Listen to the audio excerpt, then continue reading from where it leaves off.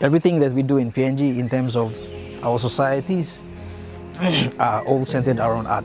Our grass kids, Olmalo Blami, our kundu drums, the garamut, the sing-sings. We imitate nature and we imitate animals from around our environment.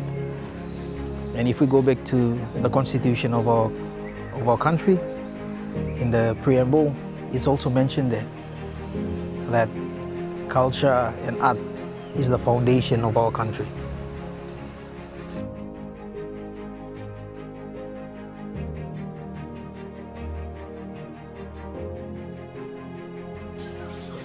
MAM was just an idea. It was born back in 2018. So it was an idea that was born between Charles and myself.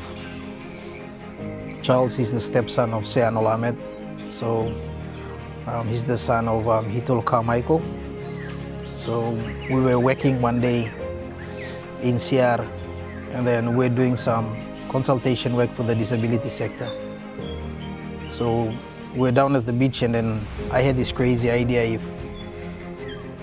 if artists were to come together to come up with a song. Because at the time, Madang was really, really bad. There was no hope, nothing much to do for the kids. There was fear everywhere, and there were killings almost every day. And we wanted to bring people together on a common ground. I've seen some of his great work around town here, and when I heard that he was starting this thing down in this art club for kids, I was blown away, so I immediately got myself in there and I learned a lot of things there. We're doing a spray paint for a butterfly, so people will be standing here to take pictures with it. It's kind of like my first time with spray paints. I usually paint and draw a lot, so I'm just having fun and doing what I'm doing, so yeah. Skills with spray painting, I think I've advanced because of Mom Robert. He's helped me a lot to I'm defining shapes and like the range of how the can is supposed to be, how dark the color is, how light the color is. Yeah, I've learned, and yeah, it's getting better. It's free of charge. It was a very popular project that he was running for some time. And I'd very much like to see him restart that project. On a Sunday afternoon, there was anything up to 30, 40, maybe 50 young people sitting down at Suriname, learning to do what he does best in creative painting and stylizing and being able to get the message across to people and in a way that they understood.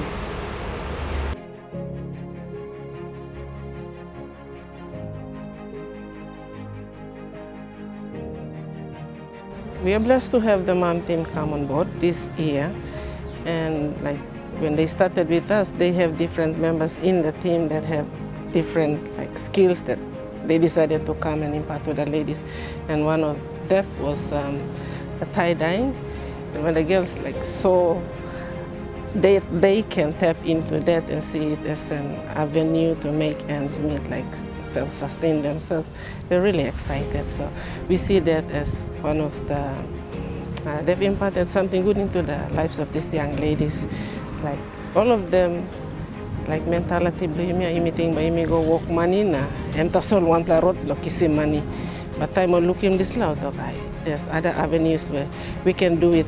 We've got skills, we've got things that we could use to at least make ends meet. You don't need logo pining walk tasol and Nogart walk, you may sit down feel hopeless. Yeah. Some mas nothing straight. Dan plau ko about lorod go again. Plus a stories lo friends bum play at one something plus go again loves plus a story lo friends bum play moms uncle auntie. Em good me feel same. Em opportunity. If me no pani work or kind of same, me can go back and make it bloom or make it tie dye lo. Raise it as living the and we need the me can sell or something or line me land na me can live it.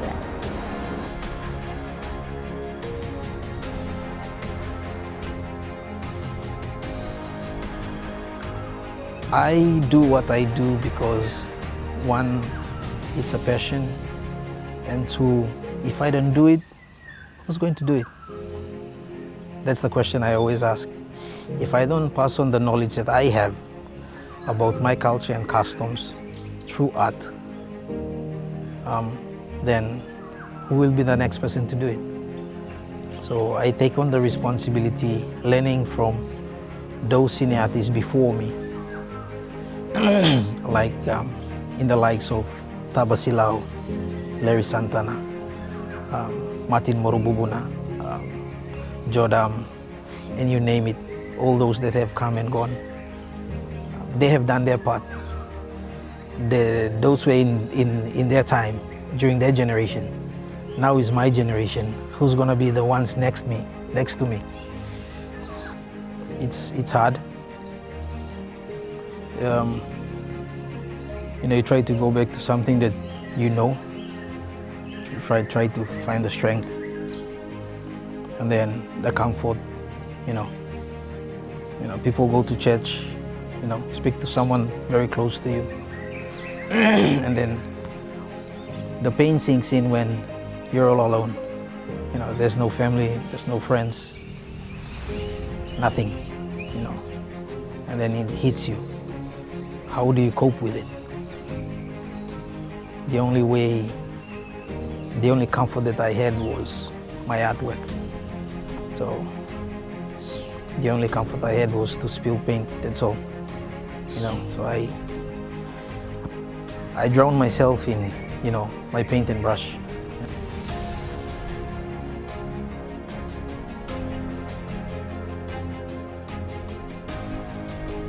Those are the real foundations of what really makes us Papua New Guineans. We cannot run away from it. It's in our DNA. We are born into art.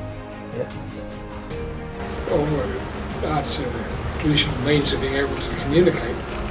If you come from the Seabig River, for instance, the carvings they produce there contain the history of the people themselves, going back generations.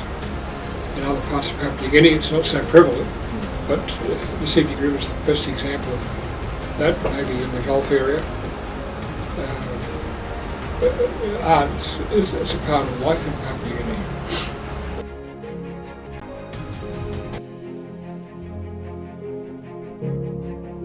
Tapi you put the pink, you think, man? Some more warm na hot colors. So now you put them over a hot color. So you just put the purple one and a complement on it's like pink na red. Not really. I mean, here in PNG, a lot of people told me there's no future in arts. So it's kind of like a hobby, just a hobby. Equally as important to give the opportunity to young people to learn of the cultures of their generations before, their grandfathers. Because if we don't practice the culture, we're going to lose it. If we're going to lose it, it's going to be very hard to recreate it. Even today, a lot of the parts of Papua New Guinea, we don't have a live culture anymore. It's been replaced with religion, it's been replaced with sports, it's been replaced by many other things, but we've got to really look at where we came from. It's very sad to see the government not really focusing on art and our culture. It makes us to adapt the Western ways of doing things, where our Melanesian ways have been forgotten. It all comes back to realizing who we are and what our forefathers have taught us. It's rather interesting to see what's happened in recent years. The so-called images at Parliament House, and how certain people took objection to them and had them removed, and how Grand Chief Sir Michael Samari ordered them back again, or put them back again.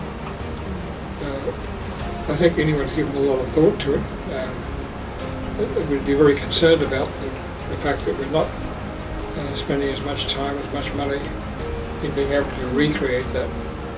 It's just amazing how, with somebody with this brush, and then he doesn't actually look at the portrait, or he doesn't actually look at something that's on paper and he transfers that.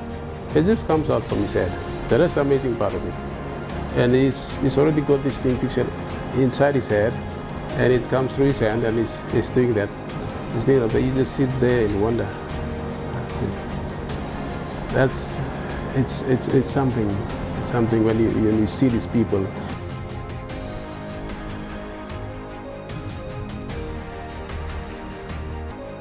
I believe to address social issues in the country is all about realizing who you are, where you come from, and what is your purpose. In every society when you go to, everyone has a role to play. I will give you an example. If you go to a village is comprised of 2, 3, or 4 number of clans. Every clan has a responsibility to play. One clan might possess the abilities to take care of people. They're very good at hospitality. There are other clans who are very good at fishing or diving. There are other clans who usually go ahead in fighting. So everyone has a role to play. So back in the old times, nobody was an outsider. Everybody felt that they were part of the society. So now with the education system and the Western system that has been introduced in the country, everyone feels like they get left out. When you become a dropout from grade 10 or grade 8, you have nothing to do. You have no place to go. And then we turn to our peers, try to fit in. So in terms of art and how it plays an important role in our culture and custom, it's all about realizing who you are, where you come from, what makes you a Papua New Guinean.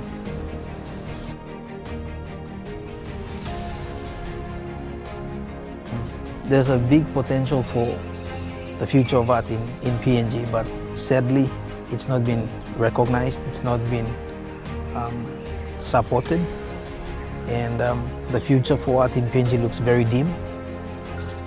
For me, it's an expression of how I feel and what issues I'm going through. You know, people leave behind a lot of things to be remembered by, like the good deeds that you do. I would want to be remembered for putting a smile on someone's face, that's all, you know. So those are the stories I want my kids to tell. I think he's literally brilliant. He's really good. People respect his work. That's what I've seen around Madang, and he has no affiliations where he prefers a certain group he's a freelance person. Politicians invite him to that, schools invite him to that, business houses invite him to that. So that's the good thing about these art people. They are not stuck with a particular group.